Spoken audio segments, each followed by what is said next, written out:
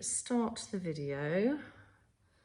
Actually, after last week, I think I'm going to get a blanket. Yes, maybe have a blanket actually and a cushion. Sorry, I should have said that.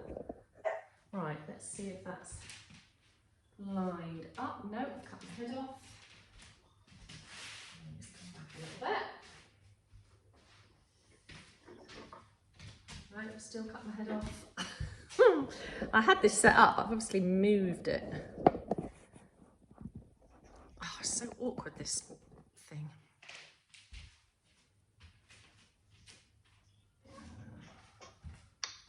Sorry, ladies. I'm just going to bend this. I've got this stupid thing, you see, I'm trying to balance my phone on it. If I just do it wrong, it all falls on the floor.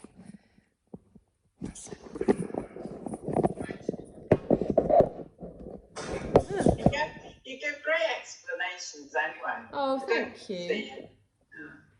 Thank you. The only other thing we might have today is a builder walking past the window. Hopefully he won't. We'll just have to cross our fingers. That and the skip arriving, and it'll be a full Monty. Okay. I'll have you lying down, please, on your back.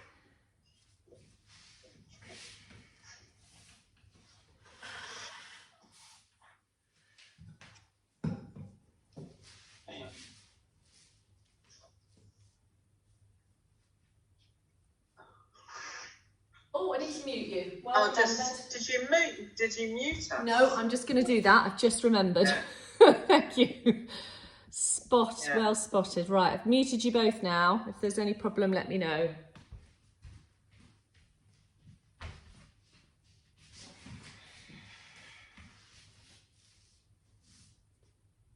Can't hear you, Dorothy. I can only see your head. Oh, of course, yes. I haven't got the other camera down, have I? Stupid me. It's one of those days today. Right, that's better. You should be able to see me now. Let me just put it a little bit further so I don't chop my head off. There we go. No, a little bit further up. Okay. Right, that should work now, I'm hoping. Excellent. Right, dum dum dum dum dum. Okay. Welcome. Yoga and Immunity Resilience Week 6. And today we're looking at the link between the mind, specifically stress and anxiety, and the immune system. So I'd like you to start lying on your back with your knees bent, your feet on the floor, and just closing your eyes, your arms resting down beside you with your palms facing up. And just allow your body to settle into the surface of the earth, and allow your breath to settle into its natural equilibrium.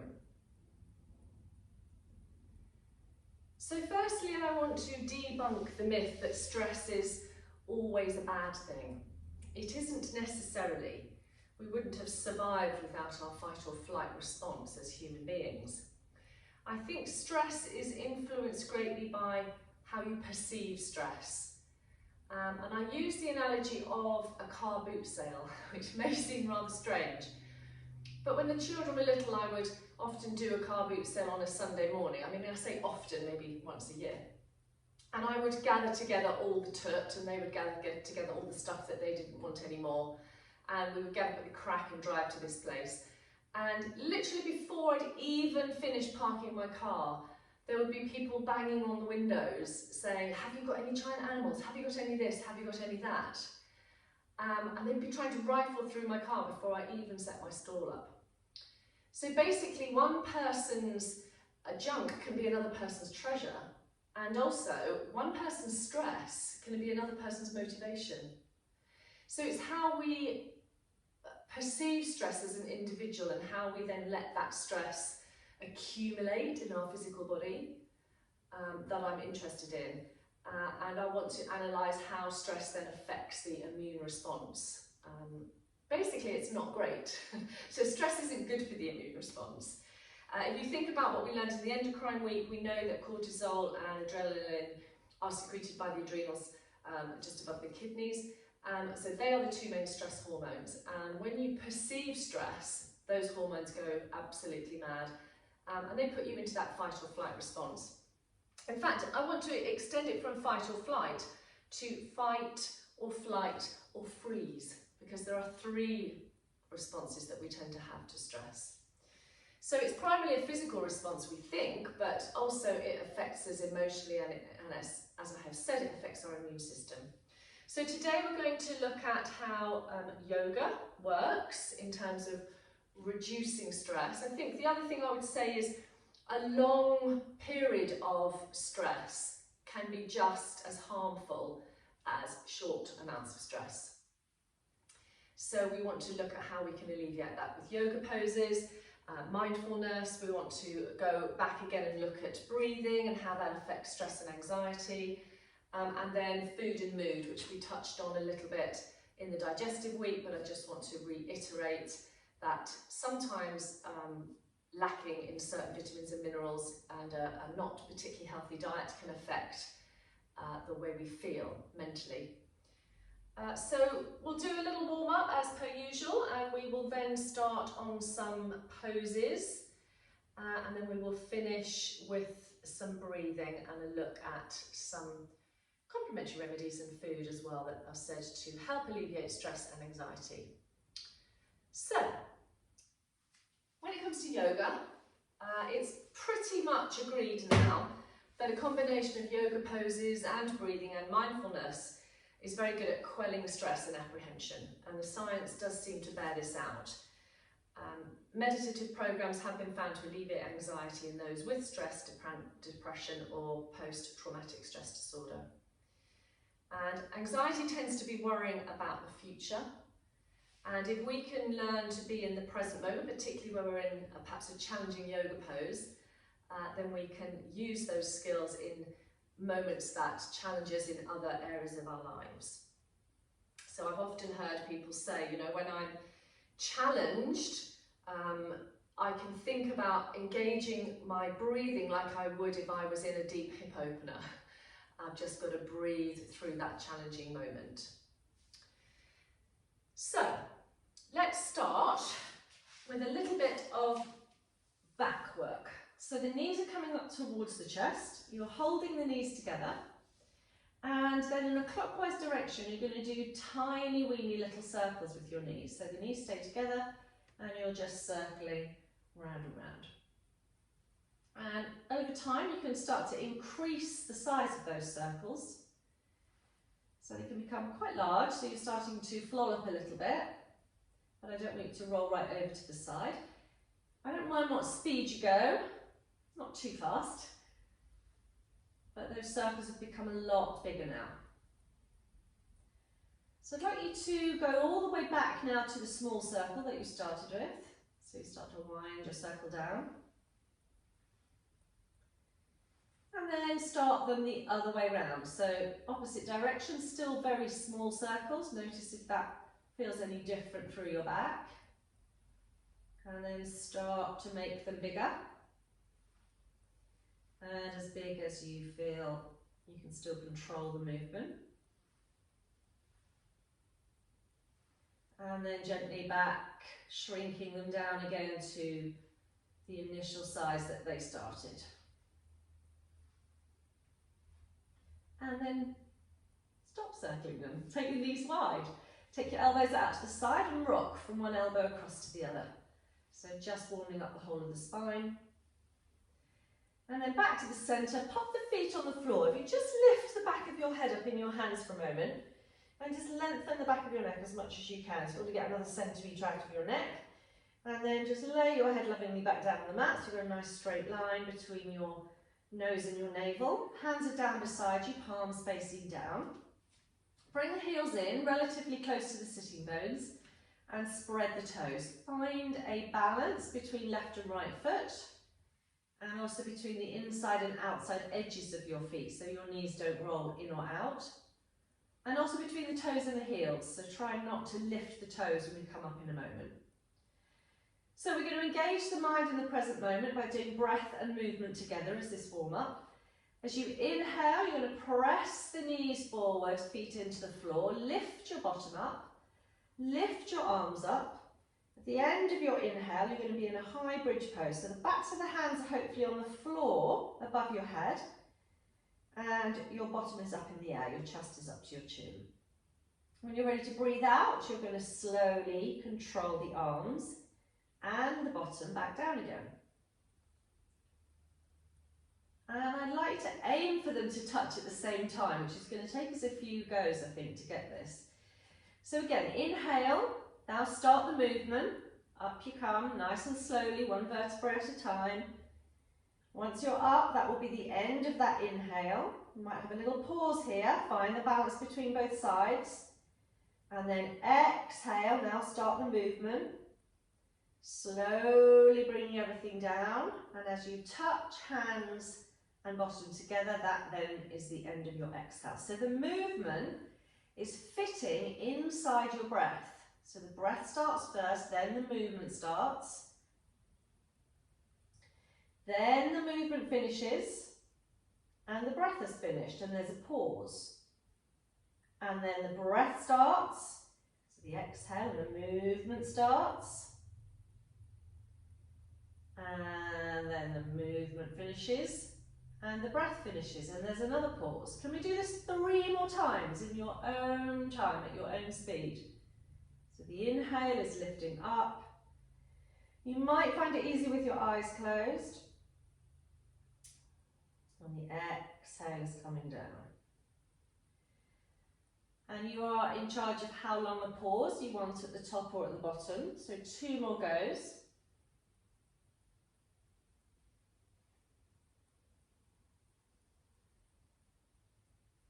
Just make sure the toes don't lift, the knees aren't rolling in or out.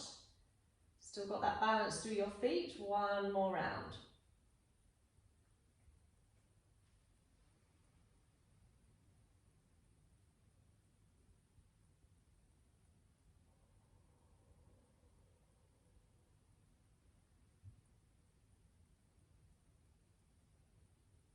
Perfect. Like to slide your legs along on the mat.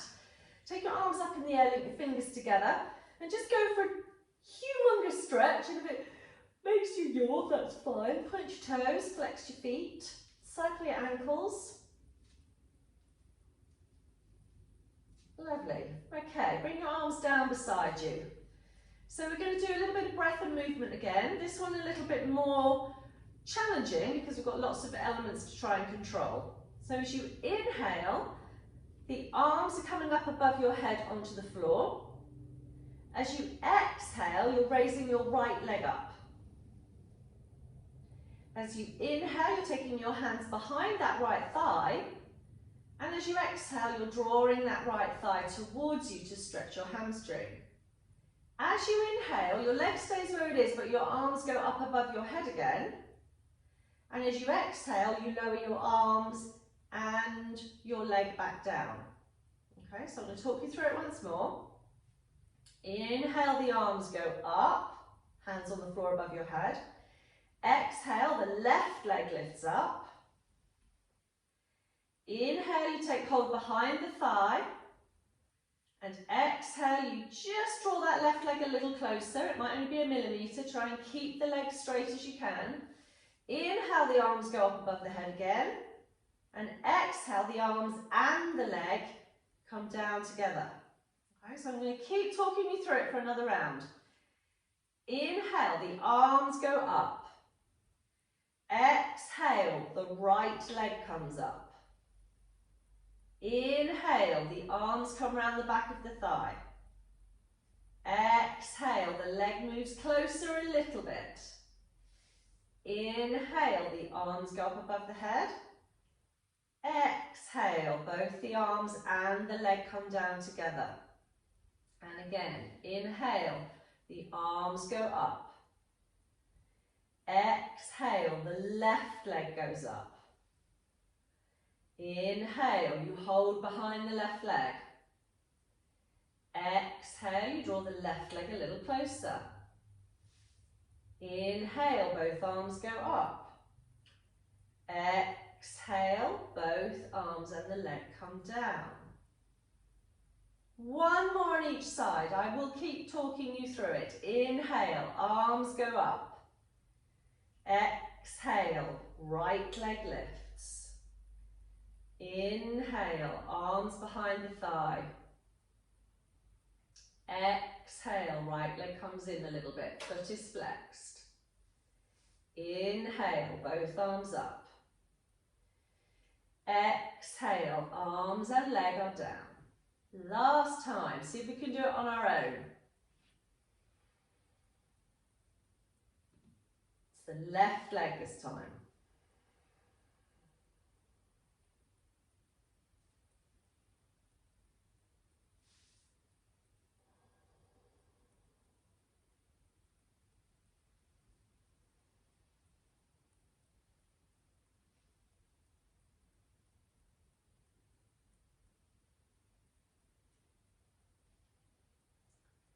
So after you finish that last one, just gently hug your knees back into your chest.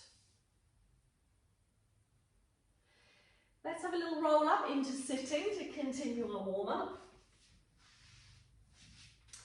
So one of the things about doing a sequence like that is you have got to focus, haven't you, on what you're doing, controlling your arms, controlling one leg, controlling your arms, controlling one leg. So anything stressful hasn't got room to go into your head because you're concentrating so much on learning this sequence. Something like Tai Chi is very good for stress and anxiety as well, because you learn a form, and that form of movement can take 15 or 20 individual movements as to, you know, where you move, you put your foot, you turn your head. So once you're in the sequence, in the zen zone of that movement, you don't have time to think about stressful things. So that's why a lot of these mindfulness practices are so good. So we're going to do a seated twist, then we're going to do a little hip opener, and then we're going to come into cat and dog, and we'll be ready to do our other poses. So if you're able to sit cross-legged, great. If not, set your legs out in front of you. Most important part of a seated twist is your upright. So you're going to take your left hand onto your right knee. You're going to bring your right arm up in the air, lengthen through the top of your head, and take that right hand onto the floor behind you. Resist the temptation to lean back on it, and resist the temptation to lift that right knee up. So when you inhale, it's for length of the spine to the top of the head. And when you exhale, it's this unwinding. So we know that twists are very balancing for the central nervous system. Every inhale, a little bit of length. Every exhale, not trying to get anywhere, just trying to soften and unwind. So we start to slow the nervous system down in a twist. We start to let go of tension. We've got a couple more breaths on this right side.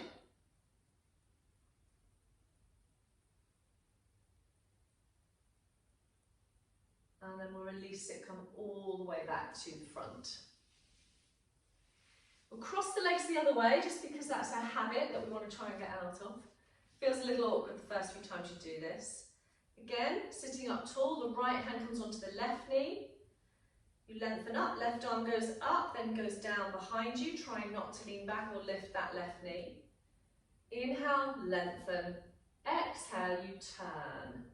Turning to the left. Again, on the inhale, can we get a little bit more length out of the spine? On the exhale, can we find that undoing, that unwinding? Let's do a couple more breaths here.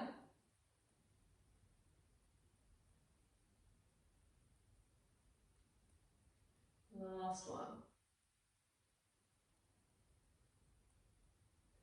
And release it gently, all the way back round. Bring your legs out in front of you for a moment. Just do a little bit of work on the hips. So we normally do this pose lying down, but we're going to do a sitting version of it today. So if we take the left ankle, pop it over the right thigh there, and then just lean back onto the hands. Don't have all the weight on the heels of your hands. Now try and see if you can bring that right foot in, so you bent that right knee and your right foot's on the floor. Okay. So if we were lying down, we would be trying to encourage either the left knee away, wouldn't we, or the right thigh towards us. So it's the same principle, but we want to be able to take our hands off the floor. And that can be quite challenging. So you might have to leave one hand on the floor and maybe just work the left or the right leg If you can take both hands off the floor, that left hand comes through between your legs, and then you're trying to sit upright and draw that right heel in towards you. So I think this is actually a stronger stretch than when you do it lying down. So you can always revert, if you need to the lying down version, which is there, okay? So we're going to do a few breaths. Maybe bringing the chest forward, definitely releasing the shoulders, and hopefully feeling a stretch in this left hip. Lovely, and then we will just do a little bit of work on the ankle. So just hold that left leg and again circle the ankle. Turn the foot towards you and massage the sole of the foot.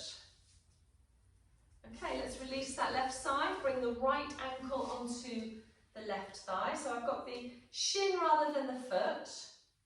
And then again I can lean back. So you can do this leaning against the wall in fact. Try and bend that left knee, so the left foot's on the floor. If that's not possible, just lie down, do it on your back instead. If you can, take your right hand through the hole between your legs, take hold of your left thigh or your left shin. Sit upright, so I have a tendency to kind of disappear down here. So I'm going to sit upright, not involve my shoulders, not tense my neck, and then just gently draw this left thigh in. So for me it's a lot tighter on this right hip, that's my extreme gardening habit again, too much digging. So shoulders relaxed. If anything, I'm coming forward towards that leg rather than disappearing off to the back of my mat. But you can do it lying down, it's absolutely fine.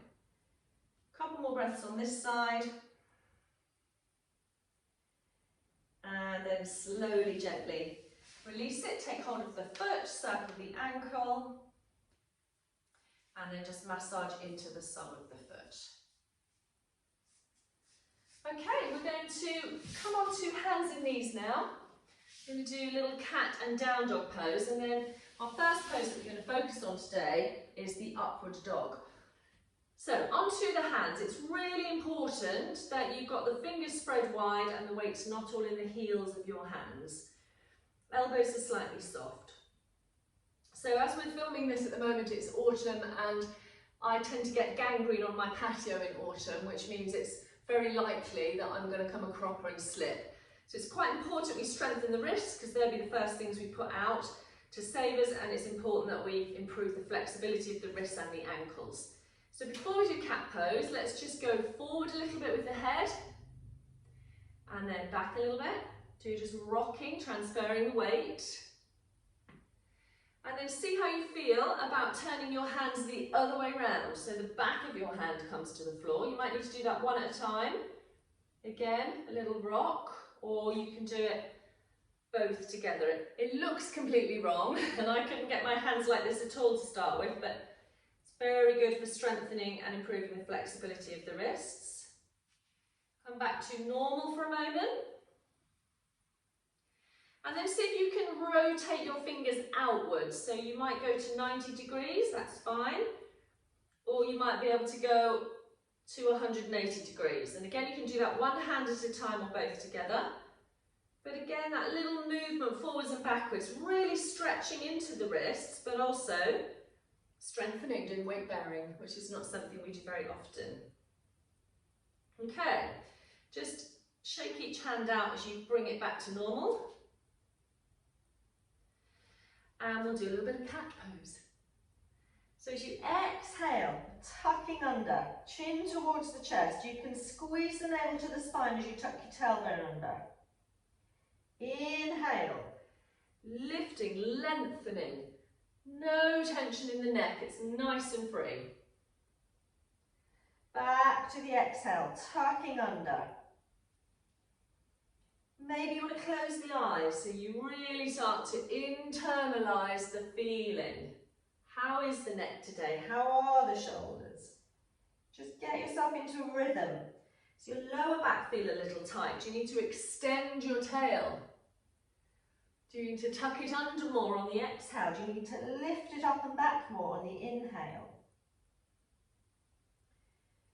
Let's do a couple more here.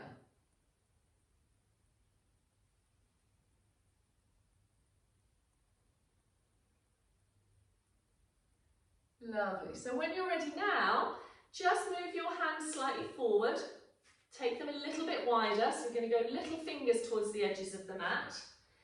And then tuck your toes underneath you and lift from your tail line into the downward facing dog. If this is too hard and your arms drop to your forearms, or only stay up a little bit, come down when you're ready. But if you're able to walk gently on the spot here, you're going to get a lovely stretch through the calves and the back of the legs. If the neck's still a little bit tight, then just gently move your head. Take some deep breaths here, try and soften through your shoulders. Bit of blood to the brain. And then very gently back down onto the knees. Bringing your arms round behind you, backs of the hands on the floor beside your legs. Bring your forehead to the floor. And if you're able to, slide your bottom back towards your heels, but keep your forehead on the floor. So we're in child's pose just for a moment or two.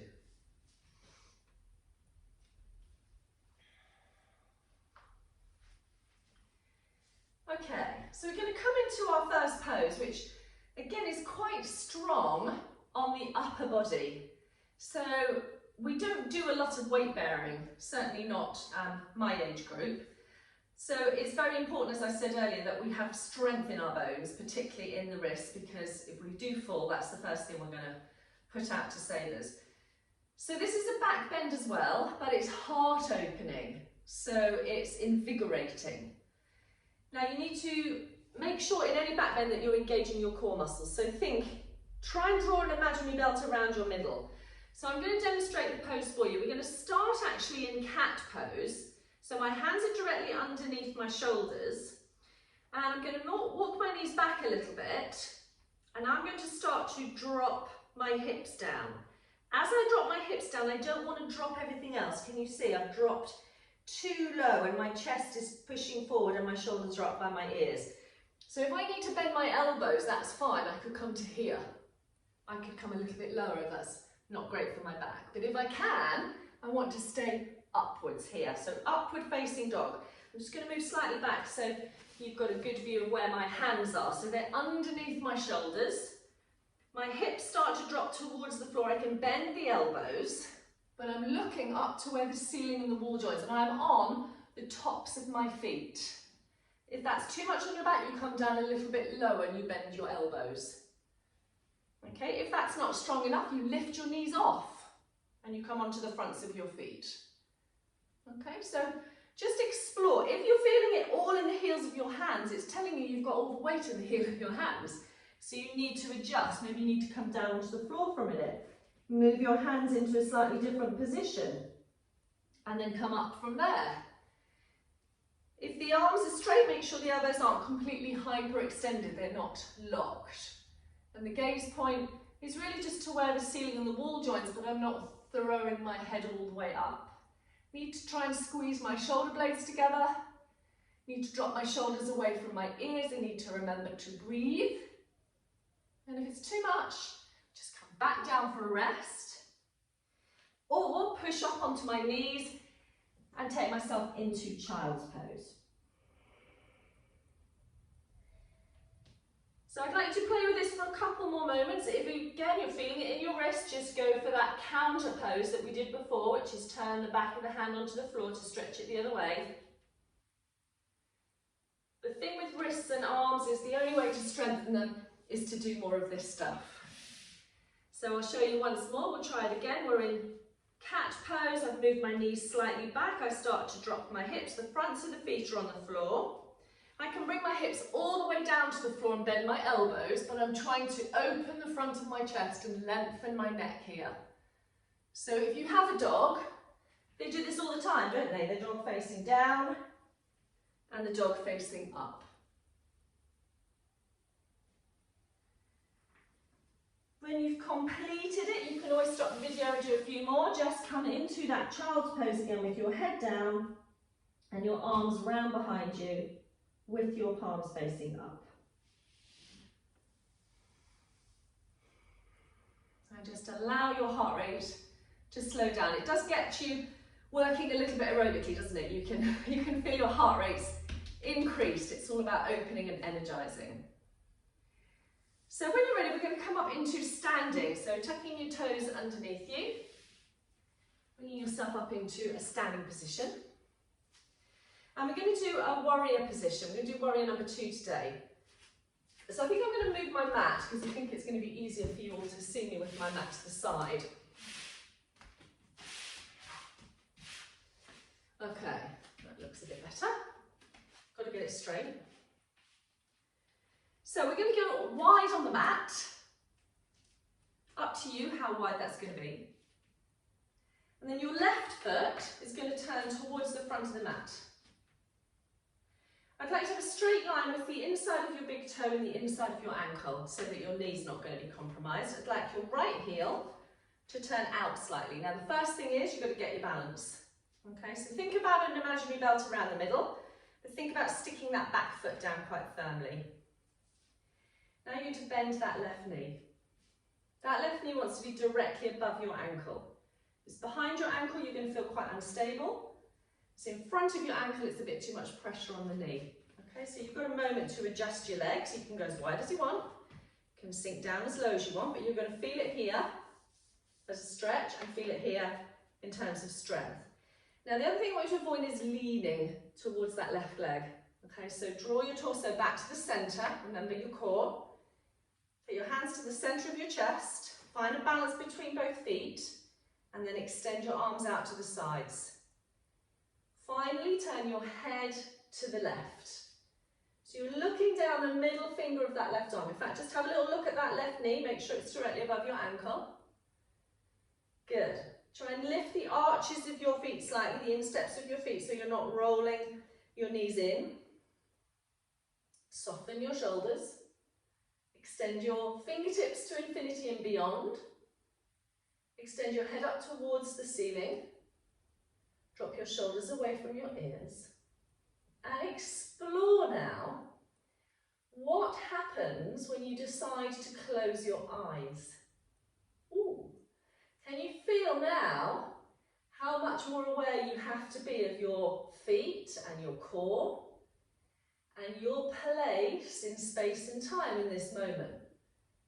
So now you are completely in control with the eyes closed. You've got to be in control of your body because you haven't got the visual stimuli. If it's too much, open your eyes again. Let's go for a couple more breaths.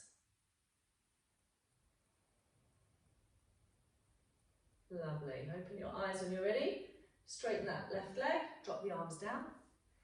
Turn both of your feet now to the long edge of your mat.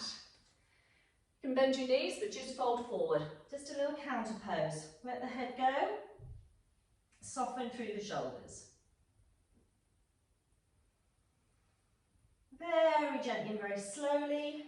Come up to a halfway point. Hold onto your legs. Bring your head up to an ironing board back. And then the rest of the way up. Okay? So we're going to do that the other way around. So I'm going to turn the right foot this time. I'd like a straight line between toe and heel. Toes are spread. I'm going to turn the left heel out slightly. That's like my anchor point, my guy rope. Well, in fact, it's my tent peg, really. My leg's my guy rope, isn't it, on the tent. I'm going to bend the right knee. Have that directly above my ankle. Make sure it's not twisting in or out. Draw an awareness into the core of the body. I might put my hands on my hips this time to get my balance. Lengthen up, so my shoulders are above my hips, not towards my right leg. Hands to the centre. Going to check that right knee again, adjust my feet. Take my arms out to the side. Soften the shoulders, lengthen the neck and turn my head this time to the right. So looking down the middle finger of that right arm. If the arms start to get a bit tired, just drop them to your hips. Keep an eye on that right knee, don't let it twist in. So lift the arch of your foot a little bit so the weight is equally balanced between your big toe and your little toe. If you put all the weight on your big toe, your knees are going to roll in. And that's not going to be good for your knees. Once you've softened those shoulders and extended those arms and lengthened that neck, have a little play with closing the eyes. Bring your awareness completely into the present moment now. Control your arms and your legs. Control your breath. Don't worry if you have a little wobble around, it's fine. Just be in the moment. Notice where this pose is opening, where it's strengthening, where it's softening, where it's releasing. And when you're ready, open your eyes, drop your arms, and turn yourself back, so both feet again are facing the front long edge of your mat, and just fold forward for the last time. Let your head dangle. And then very slowly and gently, take your time to come onto your knees. I'm just going to move my mat back round now.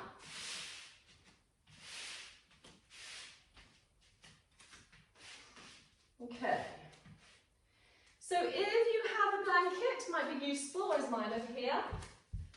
And if you have a cushion, it might be useful, or a couple of cushions, but these things are only little extra bonuses, they're not necessary. So, I'm going to put the blanket just in front of me and then put it underneath my legs. Just move back a little bit so you can see me. Okay, so we're going to do a position called the deer pose, D-E-R, and it involves a little bit of opening of the hips. So what I'd like you to do is to bring your left leg in front and your right leg behind. So I'm going to come a little further forward so I'm on the blanket. Now my left shin, I'm trying to have that in line with the top of my mat and my blanket. And then my right thigh, I'd like that to be in line as well. And then I'd like my heel in line. So if I look at my legs, they are two right angles, can you see? So I've got my foot, my shin level with that edge of the mat, my shin level with that edge of the mat. And I'm slightly leaning at the moment to the left, that's okay. I'm going to put my bolster or my cushion in front of me here, because the idea is I'm coming forward now, but I want to avoid going over here, okay? So I'm going to try and keep my ribcage coming towards the top of my left thigh. And it might be I need to put my arms on a cushion. It might be I get my arms a little further forward and I might be able to bring my head to the cushion, I might not. It might be I don't need the cushion and I want to bring my arms to the floor, and it might be eventually one day I will get my head to the floor. So I want you to modify where you get to in this pose. The feeling that I think you're probably focusing on is what's going on in this left hip and left lower back and the left inner thigh. If it's too much, move this leg in. Okay, that's fine. If it's still too much, sort of take that leg out and lie down on your left side so you're more in a sort of pigeon pose here. But the idea is as you come forward, this left hip is opening. Try not to flollop too much to the left. So wherever you are now, it's a question of close your eyes, drop your elbows, drop your head and breathe. Okay, I've got a timer on for a couple of minutes here. So everything that is going through your head now in terms of the sensations you're feeling, you can really use your exhalation, your out breath, to try and help yourself get through this pose. And I think poses like this kind of help in a way with stressful and anxious situations, because what you're going to realise is this isn't going to last forever, this pose. And as long as we keep our breath nice and steady, nice and slow, nice and relaxed, we will get through it. Everything is temporary, everything is transient. And as long as we stay here in the present moment, breathing, we're going to start to notice that actually the intensity of the sensations don't stay the same, they move. As we soften and as we allow ourselves to let go in this pose, we feel different things. It moves from one area to another. The more we exhale slowly and deeply, the more we feel this sensation of letting go of tension. And one of the things that we learn is that stress and tension literally strangles our physical body.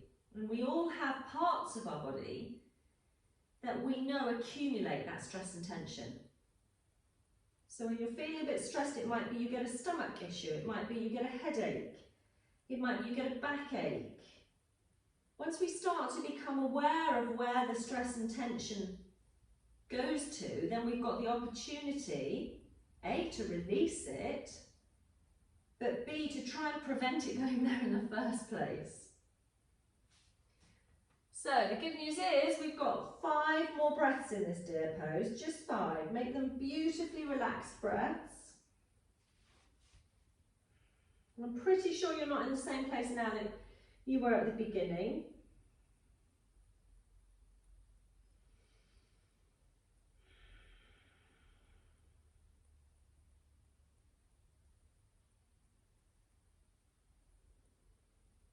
And after those 5 breaths,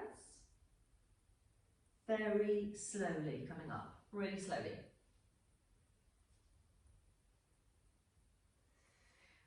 Okay, hoof that right leg all the way back round and straighten that left leg, and just notice that you should feel a little different, I'm hoping, on this left side compared to the right, so shake the legs out.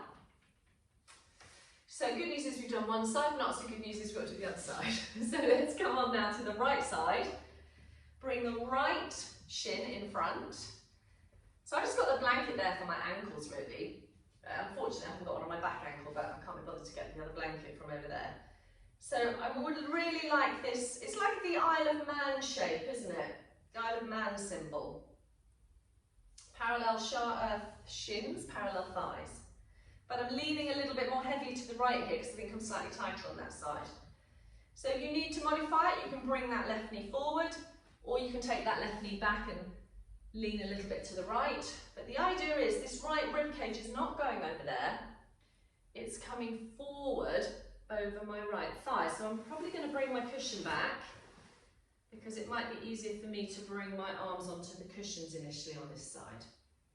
So I'm trying not to get too much weight on this right arm and shoulder. I really want the majority of the weight onto the left arm and shoulder. So I've got to spend this first minute edging myself into the pose and then finding a place where I can breathe and where I can be for the next 3 minutes. So, what can you do in terms of softening things in the upper body? Can you soften your face or jaw?